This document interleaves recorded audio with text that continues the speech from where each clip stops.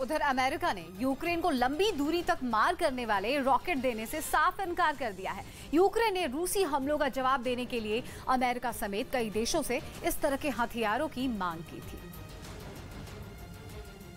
ताकि वो अलग अलग शहरों में जारी जंग में पुतिन की सेना पर जोरदार पलटवार कर सके, क्योंकि जंग की शुरुआत से ही रूसी सेना उन घातक हथियारों का इस्तेमाल करती आ रही है जिनकी मारक क्षमता काफी ज्यादा है, यानी वैसी मिसाइलें और रॉकेट जिनके जरिए कई किलोमीटर दूर से ही दुश्मन पर निशाना साधा जा सकता है।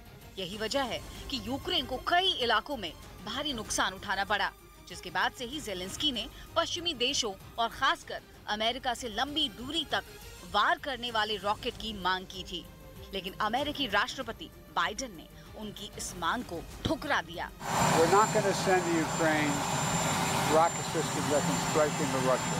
असल में अमेरिका ये नहीं चाहता कि रूस के किसी शहर पर यूक्रेन के हमले का वो सीधे तौर पर जिम्मेदार बने, और अगर ऐसा हुआ तो अमेरिका और रूस के बीच कड़वाहट और बढ़ जाएगी। हालांकि जंग की शुरुआत से ही अमेरिका यूक्रेन की सैन्य मदद करता आ रहा है, लेकिन हाल ही में बाइडेन ने अपनी सुरक्षा एजेंसियों को ये साफ निर्देश दिए थे कि अमेरिकी मदद की जानकारी किसी के हाथ न लगे।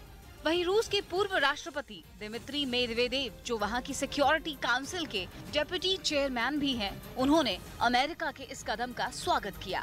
हालांकि इसके साथ ही उन्होंने ये धमकी भी दी है कि अगर रूस के किसी भी शहर पर हमला हुआ तो पुतिन की सेना चुप नहीं बैठेगी और वो उनसे भी बदला लेगी, जो रूस को नुकसान पहुंचाने की साजिश रच रहे हैं। यानी रूस ने इशारों इशारों में अमेरिका को चेतावनी दे डाली।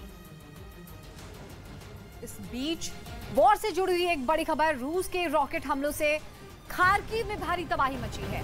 पुतिन की सेना ने यूक्रेन के दूसरे सबसे बड़े शहर पर ज़ेलेंस्की के दौरे के कुछ ही देर बाद हमला किया है, जिससे खार्किव के कई इलाकों को भारी नुकसान पहुंचा है।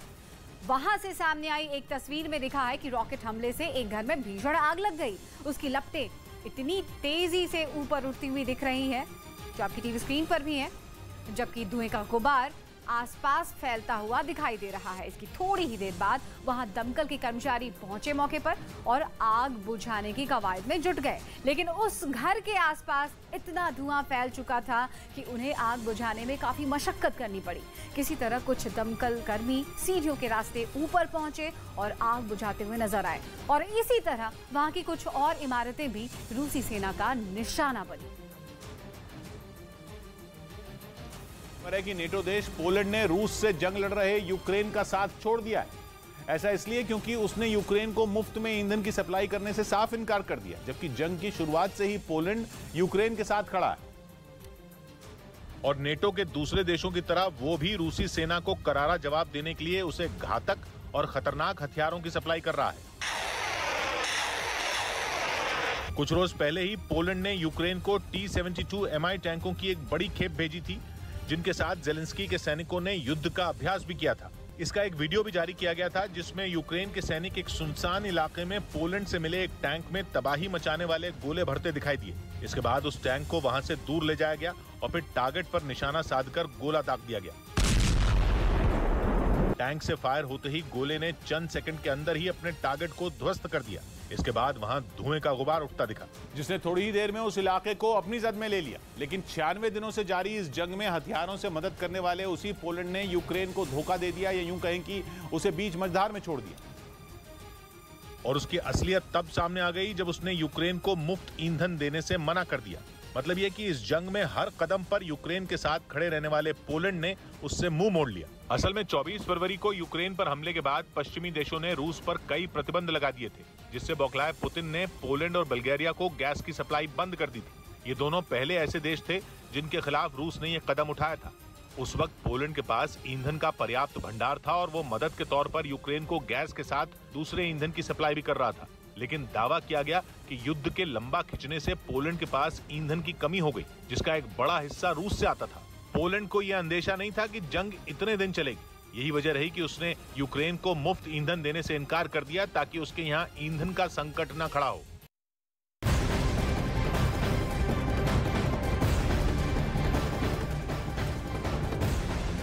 नमस्कार, काशी से लाइव बुलेटिन में आप सभी का बहुत बहुत स्वागत है। मैं हूं आपके साथ अनामिका सिंह।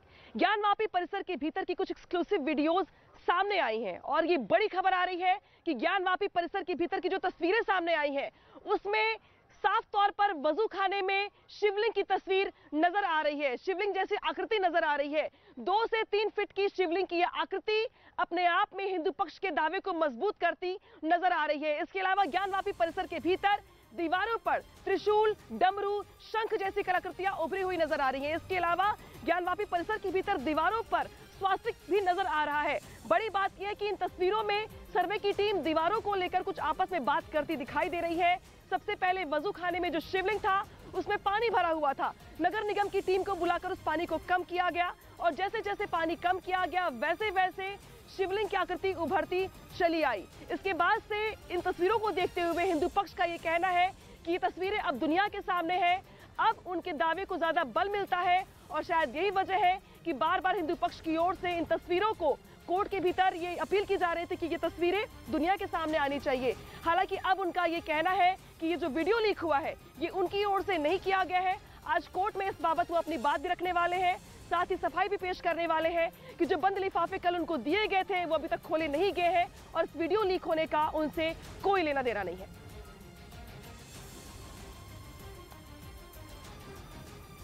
जब ये दावा लिखा जा रहा था तभी हम लोगों की दलीलें ये थी कि हम लोगों को पूरा पक्का विश्वास था कि कोई न कोई ऐसी चीज़ वहाँ निकलने वाली है जो कि हम लोगों को भी आश्चर्यचकित कर देगी। दावा लिखा गया था, दावा में जो एक एक चीज़ें लिखी गई, एक एक शब्द लिखा गया, अक्षर से सत्य हुआ। वहाँ पे शिवलिंग है और हमारी आस्थाओं के साथ खिलवाड़ किया गया, उस शिवलिंग को डैमेज किया गया है।